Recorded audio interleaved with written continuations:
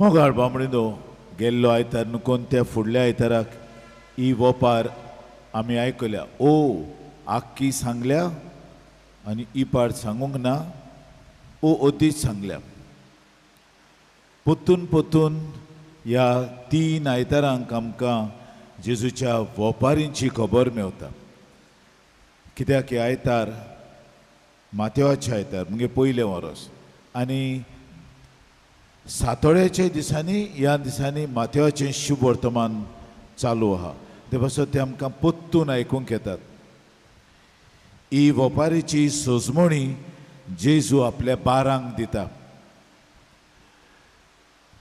वायट कित्याक आहा आनी बऱ्या मदें वायट कशें उत्पन्न जाता हाचेर नियाळ कोत्ता वोंप्यान गोव घातलेले बरे गोव आनी कोणूच पिड्यार जाल्ले गोव वोंपूंक दवरिना बरे गोव आहा ते वो बरें भात आहा तें दवरतात मोठे गुड्यांचें भात तें वोंपूंक पोल कोण दवरिना ते पासत बरो वोंपी बरें बी वोंपता आनी बरें बी वोंपल्या उपरांत दुस्मान येता आनी नेर वोंपून वेता आनी हाची सोजमणी मागीर दिता जेजू म्हणजे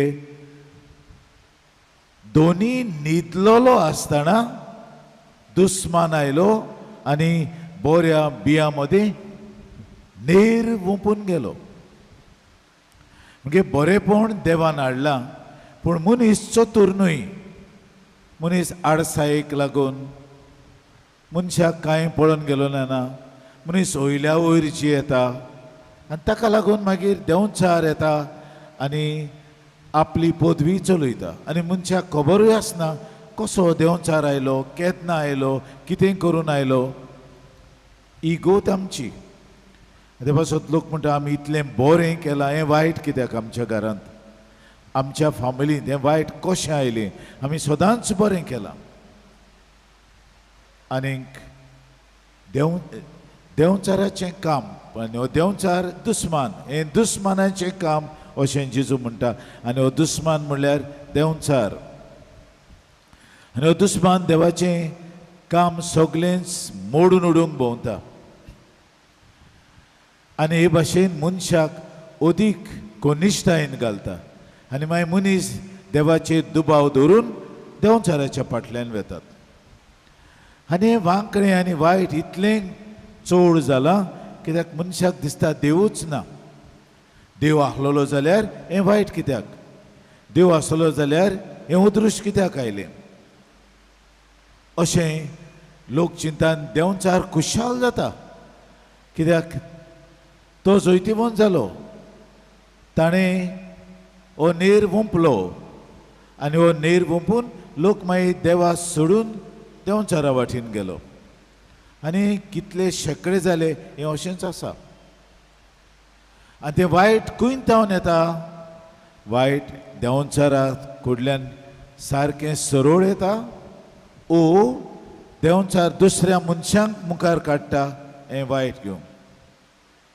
ही भाशेन जाता वा आमी केन्नाय म्हणटा कोणें म्हाका कितें करून घातलां हाचेय उद्देशी वायट येता म्हणजे त्या मनशाच्या मनांत वायट आहा तो वायटूच चिंता आनी वायटूच करूंक आवंड येता जायते फावट वायट येता नाटकाय कशी आनी गर्व कशें हांगा बऱ्या बियां मदें दुस्मान आयलो नेर वोंपून गेलो नाटकाय ती नाटकायेक लागून जायतें वायट येता आपसुवाडताक लागून वायट येता गर्वाक लागून वायट येता तर हो देंवचार गर्वांतल्यान दिश्टी पडटा नाटकायेंतल्यान दिश्टी पडटा आमी ती नाटकाय म्हणटा ती कुड्डी नाटकाय एनवी इतली नाटकाय कुड्डो कोत्ता आनी तुजी ती नाटकाय दुसऱ्याक वायट कोत्ता म्हणजे हाचे उद्देशी वायट येता मनीस वायट हो जाता आनी तोच देंवचार कसो जाता आनी हाका लागून हें वायट चडोत आहा आनी वाडत आहा कित्याक आमी ह्या वायटाक सहकार दिता बायकूंत हातुनीच्या जिवितांत देंवचार जायते फावटी नाडटालो, जायते फावटी ताका न्हिदूंक गेल्ले कडेन तेचो गोमटो फुगार कोत्तालो. म्हणजे तुका हांव न्हिदूंक दिवचो ना, तूं बरें कोत्ताय, मिलाग्री कोत्ताय दिसाच्यो, तुजी रात पिडेर करप. आनी जायते सांत आहात, सांत जुआंव मारी वियानी आहा एकलो सांत, बायग्योन बेनेडिक्ट आहा सांत, तांकां देंवचार सोतायतालो, न्हिदूंक दिनासतलो. जुआंव मारीची बेड हालताली रातचो न्हिदूंक गेला तेन्ना. बायग्योन तातूंनी गुमठी फुगार कोत्तालो देंवचार, आहाच तो. आनी ओदीक लागता भाग्योवंतांक लागता. देखून तुमी म्हणटात आमी काय बरे भाशेन जियेता, सगल्यो देवाच्यो वस्तू कोत्ता आनी आमकां वायट कित्याक? भाग्यवंत मनशांकूच हो देंवचार लागता. देंवचार दुसऱ्यांकूय टाणणेन घालून तुजे फुड्यान येता, तुकाय टाणणेन घालता. सो देंवचार आपुणूच येता आनी दुसऱ्यांकूय पाठयता. आनी हो देंवचार ओगुणा उदेशी बी येता, सांगलां ते भाशेन. हे भाशेन हो देंवचार आसतलोच. आमी ह्या संवसारान जिये पर्यंत हो देंवचार आसतलो. आनी देंवचार आमचें पाड घालीत वेतलो. बायगून तातूंत कितें कोत्तालो? ताका गुमटी फुगार कोत्ता तेन्ना तो मागणें कोत्तालो. आनी मागणें करून मागीर त्याचा उपास करी. कित्याक जेजून म्हटलां ही जात मागणें आनी उपास केल्या बगर वचना. मागणें आनी उपास करून तो ह्या देंवचाराचेर झूज मांडटालो. कित्याक जितलो तो ओदीक मिलाग्री कोत्तालो तितलो देंवचार ओदीक सोतायतालो ताका. आनी हे भाग्यवंत मागणें करी, उपास करी आनी मागणें आनी उपास करून देंवचाराक धाडा. एक बायल एक देंवचार सोदता येतालो आनी ती बायल सांत आंतोनी फुड्यांत आयली. सांत आंतोन, हो देंवचार म्हाका सोदता येता, म्हाका कांयच करूंक दिना, आख्खे म्हज्या गोराब्यान पाड घालता. आनी बायगोंत आंतोनीन तिका एक धाकलें मागणें दिलें. जेजूच्या कुर्सा देंवचार पयस कोर आनीक जुदाचो शिव आनी जेशेचे मुळान जोयत वेलें तें जोयत येवूं दी, अशें तो मागणें कोत्ता. आनी ती हे मागणें म्हणटा आनी देंवचार वेता. जेजूच्या कुर्साक उलो मारून देंवचार पयस वच. आनी दाविदाच्या पाडयेन आनी जुदाच्या शिवान जोयताला. तो कोण? जेजू तो जोयत हाडला. तो कुर्सार मरून ताणें जोयत व्हेला. हे मागणें ते बायलेक दिलें आनी ती बायल वेता आनी मागीर देंवचार तिका आनी सोतायना. ती बोडान म्हणटा हें मागणें. बायगोंत आंतोनीन बरोवन दिल्लें मागणें तिका. हें झूज आसतलेंच. देंवचार झूज कोत्तलोच. जायते विरोधी येतालेत बायगोंत आंतोनी मुखार आनी ताका टाणणेन घाली. कितें कितें उलोय, कितें कितें सांगो, पूण तो सोंसणिकायेन रावता. ताका म्हणटाले हेरेटिक्स जे धर्माचे राड आहात ते. आनी ताका बायगोंत आंतोनी म्हणटा हॅमर ऑफ द हेरेटिक्स, म्हणजे तुतयो. हाका सगल्यांक तुतयो घेवन आमी हिळो धाडयता. ते भाशेन बायगोंत आंतोन तुतयो घेवन तांकां धाडयतालो. तुतयो मागण्यांचो, तुतयो उपासाचो, हें घेवन तो तांकां पयस कोत्तालो. वायट आसतलेंच. आनी बऱ्या मदें दुस्मान नेर घालून वेतलोच. कोणाक तुजें बरें जाल्लें नाका, तुजें पाड जाल्लें जाय. आनी हें पाड जावप नाटकायेंतल्यान येता. म्हणजे मातसो जायत्यो वस्तू बरें चलता, थंय मागीर अकस्मात दुस्मान येता. हो तो दुस्मान देंवचार येता. आनी आमी म्हणटा देंवचार ना, येता. आतां देंवचार आपली शिंगां आनी शेंप घेवन येना, पूण हो देंवचार दुसऱ्या मनशां उद्देशी येता. हो देंवचार ह्यो बांदावळी आहात संवसाराच्यो, त्यो बांदावळी उद्देशी येता आनी आमकां पातकान घालता. आतां जीव हो देंवचार आमकां दिश्टी पडना, पूण असो येता. जी वांकडी बांदावळी आहात, जॉन पॉल दुसरो पाप साहेब आतां भाग्योन म्हणटालो, there are evil structures and these structures promote evil in the world. And who is behind these structures? Is the devil behind this structure? He said, a person, single individual is behind these structures and he is bad.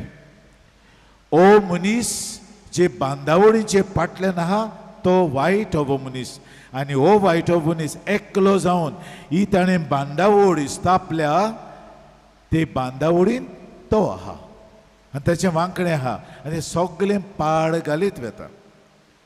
हें जाता आसतना कितें आमी करूंक जाय? ही वपार आमकां सांगता सोंसणिकाय घे. तो नेर आतांच उमटान काडूं नाका, आसूं दी तो सोंसणीक जावं. देवाचेर पातये, देव तुका बोड दितलो आनी संवसाराच्या शेवटाक जेन्ना जोडटी जातली तेन्ना देव तुका उखलून वयर धरतलो. बऱ्यांक भितर काडटलो, वायट हव्यांक उशांत घालतलो. हेवूय गरजेचें. आयज काल एमकोंड आहा, एमकोंड आहा, इफेर्न आहा, तें कोण सतमा दिना. ते म्हणटा त्यो शामांच्यो काणयो.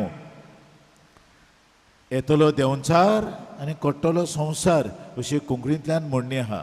आमी देंवचार ना जाल्ले भशेन वागता. येतलो देंवचार, कोट्टलो संवसार.